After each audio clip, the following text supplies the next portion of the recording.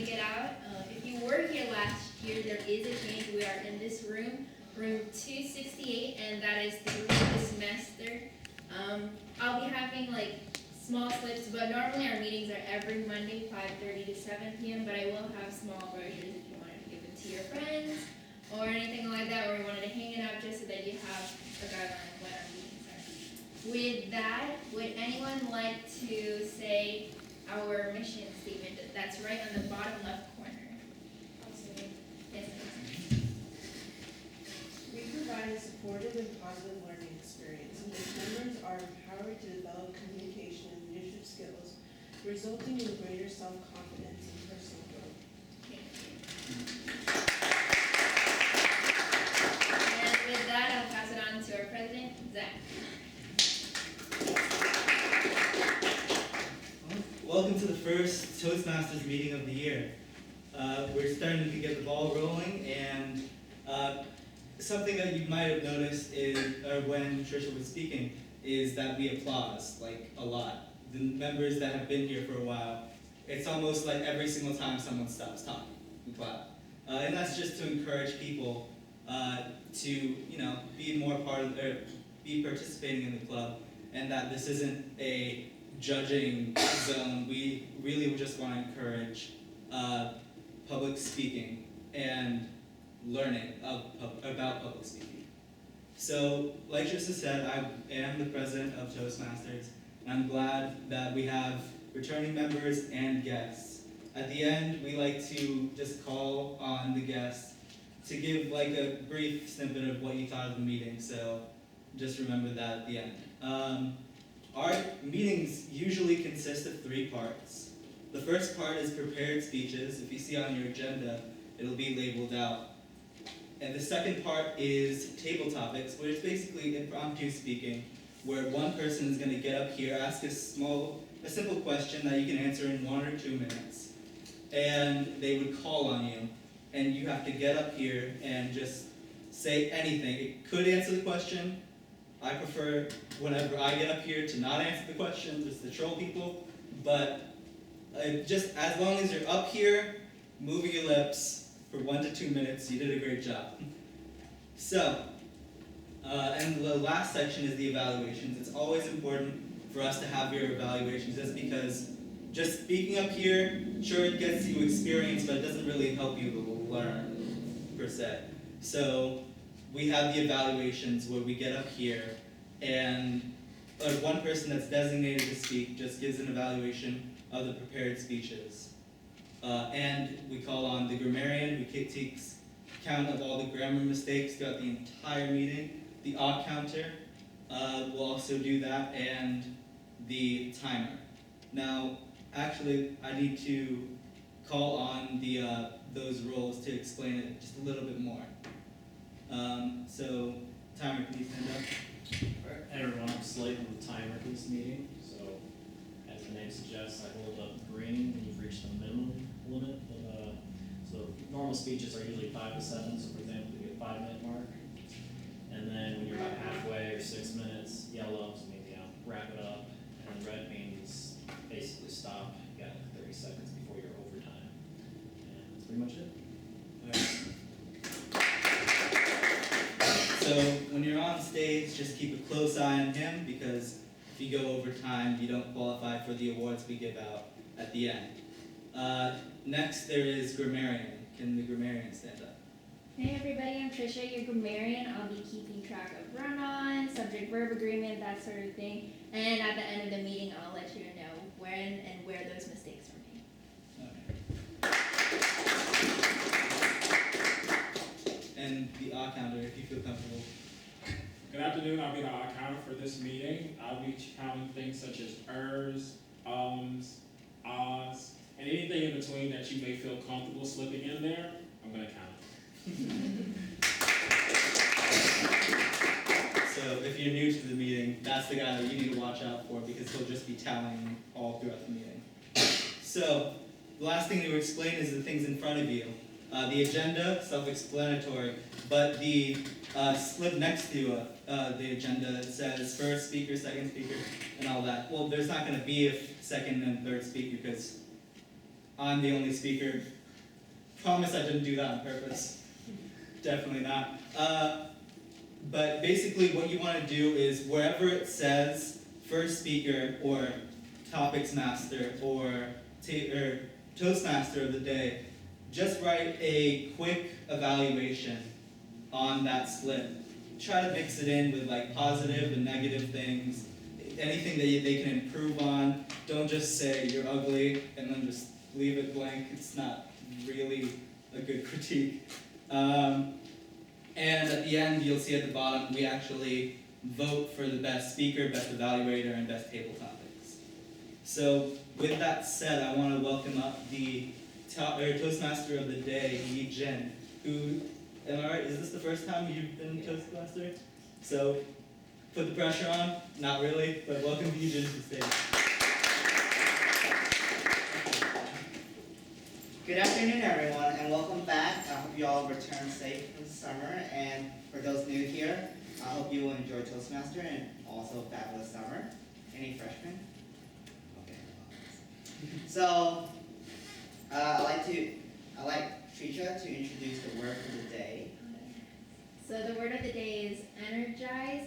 If you use it anytime during the meeting, that's when everyone in the audience will go ahead and snap, and we'll keep a tally of that. And yeah, energize is also on your agenda, and yeah, go ahead and use the word. And so, the first speaker today, it will be the first and only speaker today, will be Zack.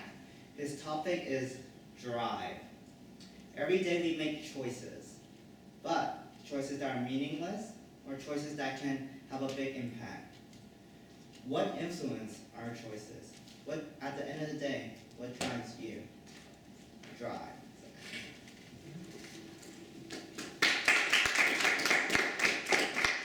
So before I start the speech, you'll see two slips in front that, if you're a returning Toastmaster, is very unfamiliar to you, and that's because this is actually related to my speech. I am trying to do something that I don't think I've ever seen before, and that's give an individualized speech to every single person in this room.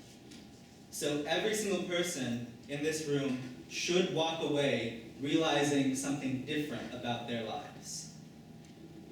So, if you look on the slips, you'll see 6 different words, or 6 different categories. The first is system of value, special place, special person, group, history, meaningful role. These 6 are priorities in your life. You have just not assigned a noun to those 6 categories. And right now, I just want you to come along with me on this journey to fill out these and find your number 1 priority. So, under group, think of something, a group of people that you love to associate with. The people that really brighten your day whenever you see, the ones that you have fun with. And take about 10 seconds really contemplating which one that is. It could be Toastmasters, it could be, I don't know, a Bible study, it could be just a classroom or a group of friends that you go to a bar with. So once you're done filling that out, you can move on to the next one. History. History is an event in your life that you remember fondly, that defines you as a person. That when you see the string timeline of your life, you realize at that point, something big happened. And my path on life changed, or it had been directed towards something. Write that, just a few words describing that moment next to history. Next, meaningful role. What's a position in your life that you actually cherish and you're proud of? You put it on your resume and it's the glowing mark that you want everyone to see. You want everyone to think, Zack, that's so-and-so, right? That's the person that did that. That's the person that is that, right? The next one is system of value. What, when you think of other people, you think, they think I am blank. They think I have integrity. They think I'm an honest person. They think I'm loyal. They think I'm hilarious. Write that down under system of value. Next is special place. What's a place in your life that once you're done with finals, once you've studied all you can study, once you've pulled as many late nights as you possibly can without passing out, what's a place that you just are thinking to yourself, I just want to leave and go to my special place. I just want to spend a day in that special place. And after rewriting that, we'll finish with special person. What's someone, or who's someone in your life that you think if they were gone, you would be a completely different person? Who's a person in your life? It could be a girlfriend or boyfriend. It could be your mom or your dad. It could just be your best friend. Or a person that's impacted you, a role model in your life, that you think, that person inspires me on a day-to-day basis. And write that person down on the slip. Now, I don't want you to show these 6 things that you wrote down to anyone in this room. This needs to be personal to you. I don't even want you, if you could, just don't talk about it after the meeting. Because this is really something that I want you to hold personal to you. And you look at this list of 6 things. People, groups, places, system of value. All of those are extremely important in your lives. And I want you to go through an exercise with me. And it's going to be tough, and I hope you put a lot of thought into it when you go through this exercise. Because at the end of the road, you'll see what you cherish the most. All right, so I want all of you to close your eyes. You're going through life. Right now you're a college student. But soon you're going to join the workforce. Soon you're going to have more responsibility. You won't have enough time. And you'll have to move. You can't stay in Georgia. Whether you move to New York or Australia, to London, or just the city next door, you're going to have to move, and you're going to be separated. There won't be time on your hands. Now open your eyes. Look at your list of 6 items and tear one away.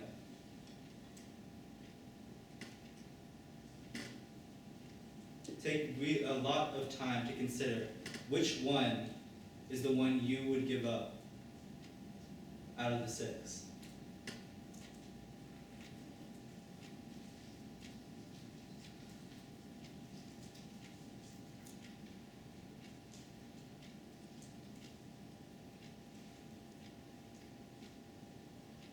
Okay.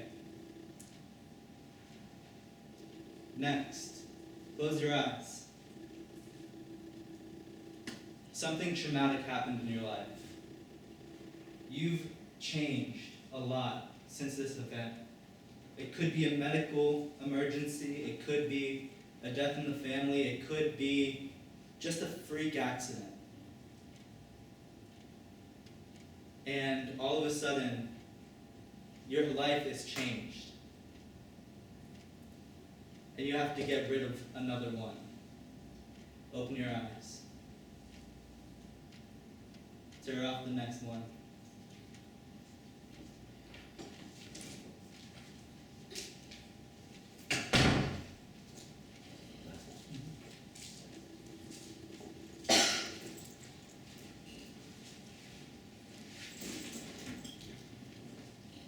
next,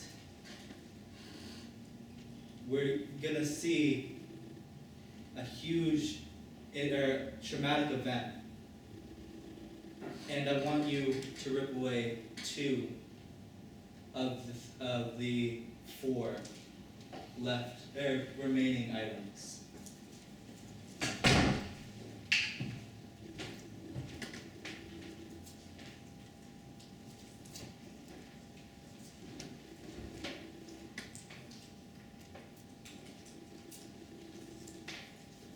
So now you have 2 remaining items on your list. It could be special person, it could be special place, it could be system of value, it could be any of the 6. But I want you to rip off just 1 more. Make it the tough decision and decide between the 2.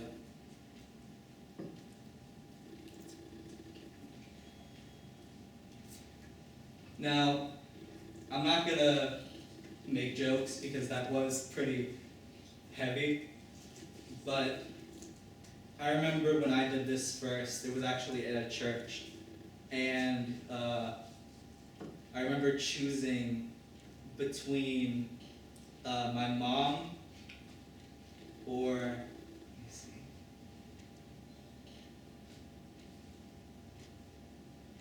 Yeah, my mom or my best friend.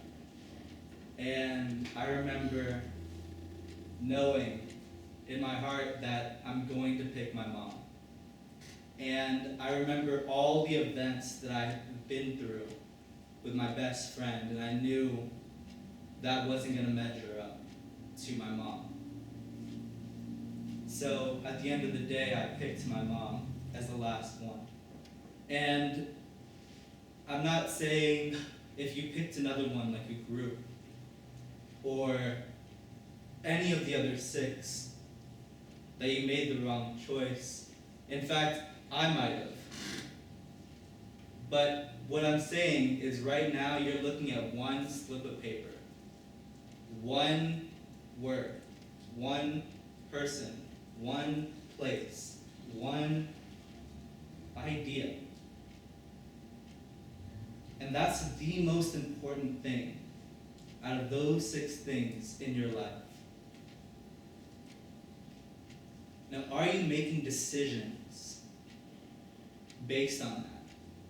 If you look at the 6, you look at the things that, in order of the things you ripped away, are you working in your life first for that last slip of paper, then after that, the next 5? Are you working in that order? Priorities are important. I know I've had my priorities completely screwed up. But once you have it in order, and once you choose actively to pursue those priorities, all of a sudden, you don't feel like you're wasting time anymore. Whether it's a person, you just want to work to make that person happy, or a place where you just want to have that feeling when you accomplish a goal that you have when you are at that place. Whatever you picked, are you working towards that? Are you working towards what that thing makes you feel and what that thing made you become? At the end of the day, you need priorities. You need to focus on what matters most. And I hope that this exercise helped clear that up for you guys just a little bit more. Thank you.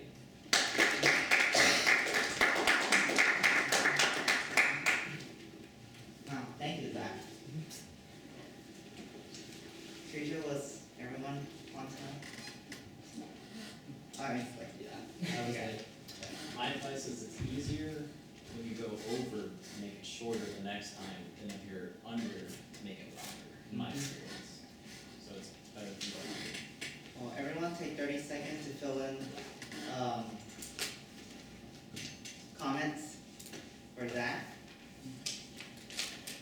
As we start out the school year, whether we are freshmen, sophomores, juniors, or seniors, there's bound to be more decisions that we will have to make. And I hope that Zack's speech really make us think about all this as we start off a new journey in our life. Whatever the one thing that you all see, keep it in mind and don't forget to also not disregard the others. Because I feel like every element helps us. And what we prize the most is what makes us who we are. And so, without further ado, I will let, I see everyone's get ready. I'll let the next section that we will have is the topic tables, where Onur will give, this is where everyone will give, not everyone, but people will give an impromptu speech that Onur has a special question about. So, welcome on the stage.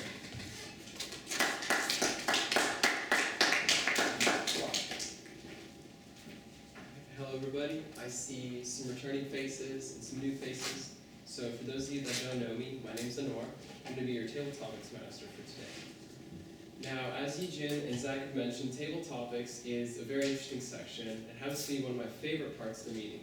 So what's going to happen is, I have a little surprise prepared. So we're all back from summer, so how this is going to work, I have a couple pictures up here. But I'm going to write a list of all these places. These are like places you can go. So for example, the first one is the beach, and so on. I'll just write all these down. And then I'm going to call on someone randomly from the crowd. You're going to come up and you're going to choose one of these places that you've been to, you love to go to, along those lines. And then there's a question associated with it. And you're going to have 1 to 2 minutes on the spot to answer that question. And you don't have to be rushed or anything. You can answer truthfully, you can make something up. It's totally up to you. The goal is to have you speaking up here for 1 minute so you get more comfortable in these situations.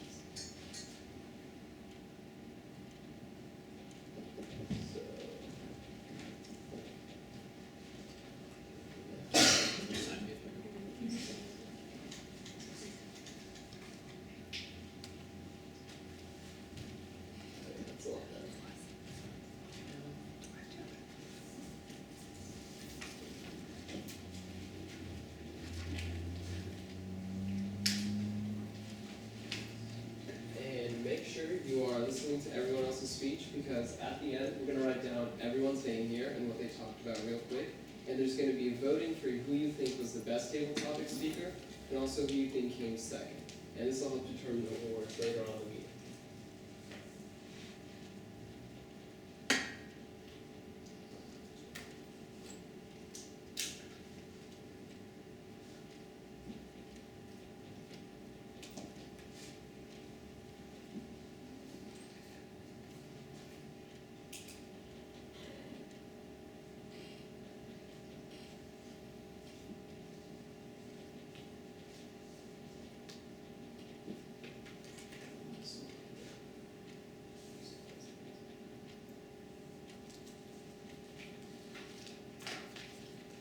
So, for the first speaker, can I have Nasir come on down?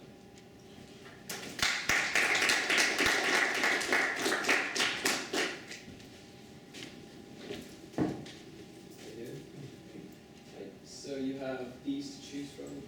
Top 3. Where would you like to go? So,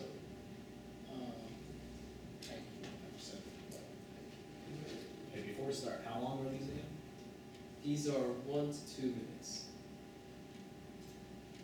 Alright, so for hiking, you and your friends are preparing to hike up Mount Kilimanjaro, which is 19,341 feet above sea level, and this is a mountain in Africa. What will you pack to bring with you for this adventure? Okay, so this summer I actually did take up the hobby hiking, and I hiked, it wasn't 19,000 feet, but it was about 18,000 feet in the air.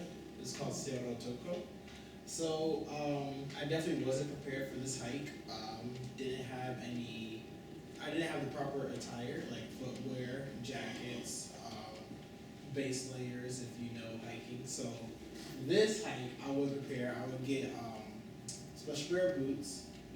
They actually have hiking boots, which are made specifically for hiking, and you have like certain different kind of grips. Because the first time I went hiking, I was wearing Pumas. They're flat, and I didn't hike up the mountain. I basically slipped up and down the mountain because it was very slippery. So I would get hiking boots, a base layer, which is like Under Armour, basically like tights. You put it on so then you're not cold, because I was freezing when I went hiking. So boots, and then snacks. Snacks are very important because, say you're hiking up the mountain, you get tired, you sit down, and you reach in your bag, you don't have any snacks. You only have the one lunch, the one sandwich that you packed for lunch. If you eat that now, then you still have the 2-hour descent back down the mountain, and you don't have any food left. So then you eat the sandwich first, and then on the descent down, you don't have enough energy. Then the wind starts blowing 20 miles per hour, and then what happens? Boom, you're off the mountain, you're dead. So that's when we come back over here, we prepare, and we bring snacks. Snacks, granola bars, protein bars, Gatorade, and then that's all you need. Shoes, base layers, snacks. You make up the mountain great. Thank you. I'll be sure to invite you next time I go hiking. See you on the way around. Alright, what's the second one? I see a new face back there. What's your name, sir? Raul. Raul. Come on up, Raul.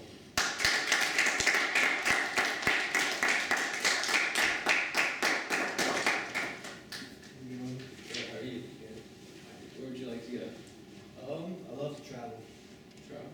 Awesome. I love traveling too. So, if you could go back in time and help build a world wonder or a significant landmark or a building, which one would it be, and what changes would you make to it? If I could go back in time and help build a world wonder, I think that world wonder would be,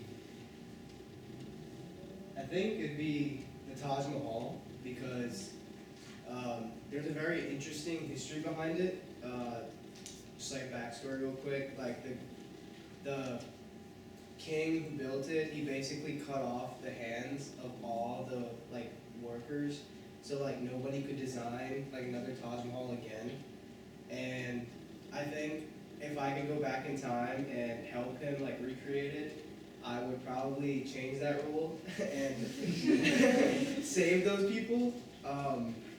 But I would also add like different features to it. I mean, this is like, I don't know the exact date, like 1700s, I don't even know, like back in the day. So I'd add like maybe like more steps to like get in a higher position in the Taj Mahal, and maybe I would add like, I would like try to figure out like electricity before Einstein. So put some electricity in the Taj Mahal, and then definitely modernize it before any other wonder in the world. So it'd be the most visited wonder in the world, and we would have tourists from all over flock there. That's what I would do.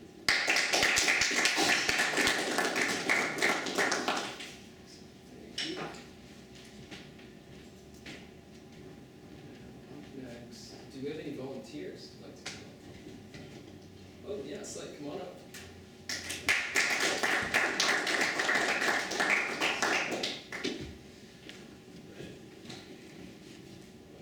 Alright, I get to choose, right? Yep.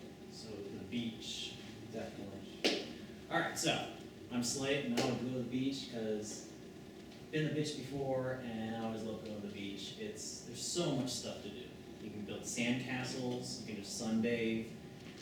Always make sure you put on sunscreen. I have been burned on the shoulders. It is not fun whatsoever. So I would always recommend sunscreen. I'm just slather up the stuff now. I've been to Castaway Caves, which is actually Disney's private island before, and it's amazing going snorkeling there. I've actually seen giant turtles like this big, and they're just the chillest guys ever. You just follow them around.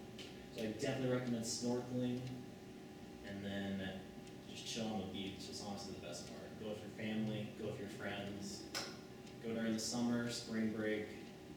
It's honestly the best thing. So I actually did go to the beach myself this summer, St. Simon's Island. It's pretty local. It's only a 5-hour drive, not bad. Of course, especially when you're the one not driving. Other than that, it's always good too. The only bad parts, the little cons, is when sand gets everywhere.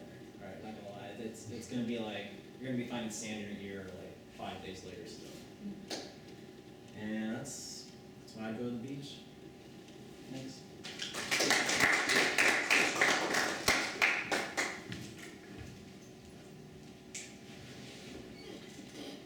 You wanna come up? Sure. What's your name? Shiho, nice to meet you. SHI, space, capital H. S-H-I-H-O. Okay, awesome. You can go ahead and pick a place. I like to go back home. Back home? Yes. Also, is that 1 to 2 minutes? Yeah, just be primitive, that's your goal. So what would your ideal day at home consist of? Assuming you're well rested, you can't sleep the whole day. So, what would my ideal day at home consist of? So, in order to answer this question, I probably have to think about the things that I'm currently deprived of, that I can't really enjoy right now. And one of these things would definitely be the lack of an Xbox, because I didn't bring that, yeah. Well, I could have said PS4, but my brother sold it, so I can't really do that at home anymore. Yeah, that was honestly a dick move by me. Try not to. Alright, that was a bad move by my brother, because it wasn't even his to begin with, but he sold it without my parents' permission. So I can't play PS4, so I'm gonna have to go with the Xbox. Now, one game that I've really been missing out on is FIFA. I love to play that game. I love my favorite soccer team, Real Madrid, just jamming on those controls. I can't do that either. Like, the clear lack of something physical really just boils your mind. And the fact that I've been in here for, about a week now at UGA and I haven't touched a single Xbox controller hasn't really been going well for me. So I'll probably just, sneak into my room. Well, I wouldn't have to sneak into it because it's my room. But I'll go into my room, just turn on the TV, get that Xbox set up, and I'll have my day. So that's what I'll be doing. Thank you. I know you're a big video game fan. There's a place at Tate where they have a video game section set up, so you can play like FIFA, Madden, anything you really want. So you should go check that out. Thanks for the tip.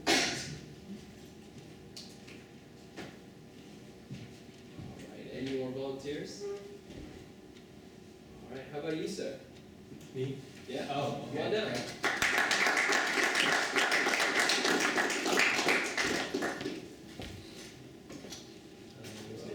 What is it? Nick. Nick. Alright, just a quick reminder about the timer. The green means you're in time and eligible for the voting at 1 minute, and then yellow just means 1:30, and red means 2 minutes. Just a quick reminder. We don't want to I went to the movies this summer. Alright. You're in charge of making a new summer comedy. Which 3 actors and actresses must be in your movie and why? Oh, okay. I'm not really a big comedy fan. I like thrillers and drama type movies, but If you want, you can make it a thriller, drama, totally up to you. perfect. So I would probably do a drama movie. I really like drama movies that have a lot of emotion, big stories, good actors. One of the first actors I would pick would probably be Timothy Chalamet. He's kind of like a newer type actor, and he's definitely one of my favorites right now. I would also probably pick Sarah Paulson, because I absolutely love Sarah Paulson. She does like American Horror Story, and she's one of my favorite actresses on that show. And then for the last actor or actress, I would probably have to choose. I really like Ezra Miller.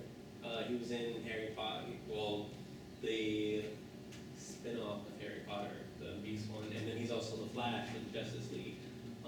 He's pretty cool. I like him as an actor. I think he has like kind of that young but kind of seasoned kind of acting to him.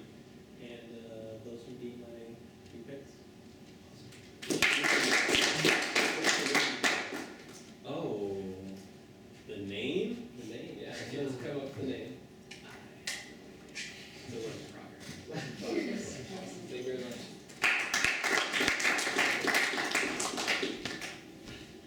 Alright,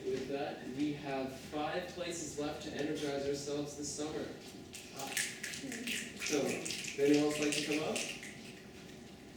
see that look in your eye, Far. Come on up. No,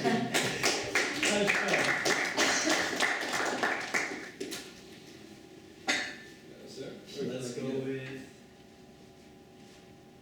study abroad. No. The museum. The museum. Alright. If you could choose one item to put in a capsule and it is found 1,000 years later and displayed in a museum, kind of like a relic of our age, of our time, what would you choose and why? 1,000 capsule. 1,000 years from today. From today. Okay.